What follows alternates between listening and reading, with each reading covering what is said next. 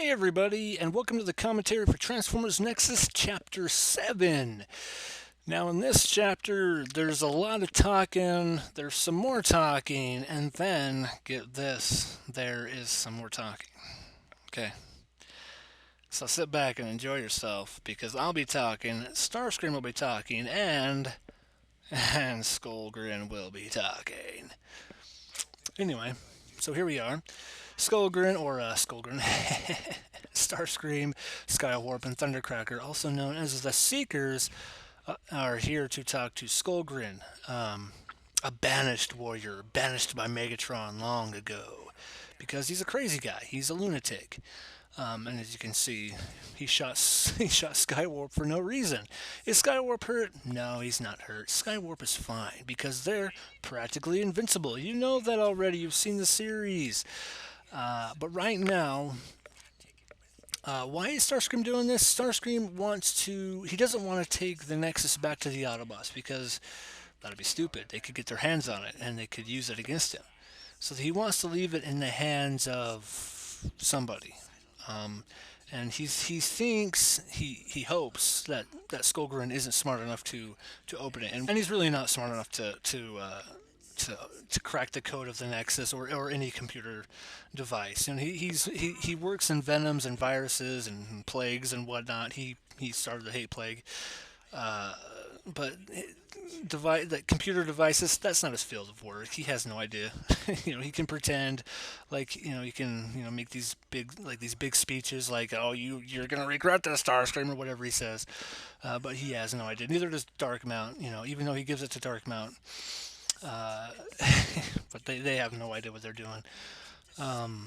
So Starscream kind of knows that. He hopes that he banks on that for to happen. He doesn't know about Wheeljack on the same planet right now, because we all know that Wheeljack's on this planet.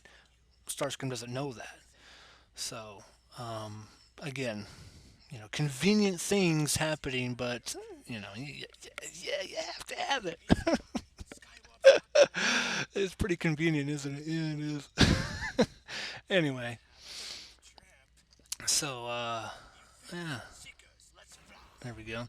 This is now. I mentioned in the last commentary that I'm going to be putting season one into a movie, edit it into a movie. Definitely, definitely going to redo this scene. Uh, they look like they're going so slow, right? There's like, yeah, we're cruising in space, man. Just here we go, and the dialogue is off. It's 1 minute it's Starscream talking while focused on Thundercracker or whatever. So that flying through space scene needs to be redone. Um, Now, Skullgrin is interesting in the fact that when I bought him, he came with that wide eye. That's not custom. That's how he came. And at first I was mad. I was like, "Gosh darn it, Hasbro! Quality control, man! Golly darn!"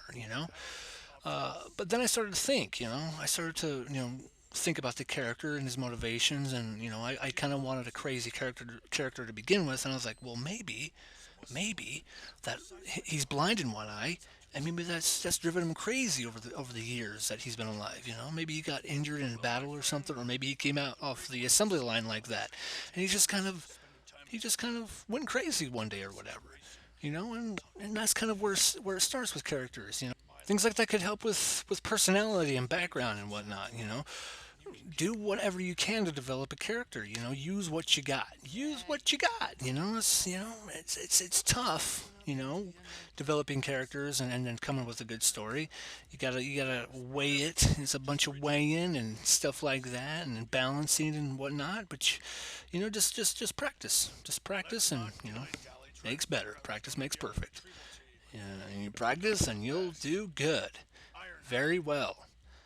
Um, so I want to talk about a transformer. You just saw him. Transformer that's not good for stop motion, and that is Premium Bumblebee. I don't know what it is about that figure, but his shoulder joints are so tight that it lifts his just entire upper body. And I cannot tell you how happy I am when I switched him for Battle Blade Bumblebee because he's just not he's just a pain in the butt. Pain in the butt. Not fun to work with. So demanding. Yeah, I'm talking to you. Anyway, I don't know who, speaking of Transformers that have been the best to work with, I really don't know. That one's not fun to work with. Any Ironhide isn't fun to work with because he's just so. His arms are flimsy and his those shoulder pads are just always in the way. You can't get a good angle on him. You always got to kind of shoot from the front. Um, I, ROTF Prime was pretty good. He's well balanced. Um, yeah, I don't know. You know, a lot of the Transformers have tight joints. Um, Human Alliance Jazz is actually really good. He's a really good figure to work with. He's, like I said, well balanced. Joints aren't too tight. They're not unratchet joints. Ratchet joints can be a problem in stop motion. If it's just like on a swivel or something, then that's fine. Or just a ball joint, that works fine, as long as the joints aren't too tight. But if it's on a ratchet, it kind of takes away from the smoothness, because it's one frame you're at the stomach, and the next frame you're at the freaking chest. You're like, what the heck? That's too choppy. So, ratchet joints are kind of, they're good for quality, but for stop motion they kind of can go against you. And so yeah, evac. Oh, terrible figure to use in stop motion. Oh jeez, I tell you. Anyway, enough of that nonsense. Anyway, to come to the end of this, chapter 7. You guys have a good day, and I'll see you in chapter 8. Bye bye.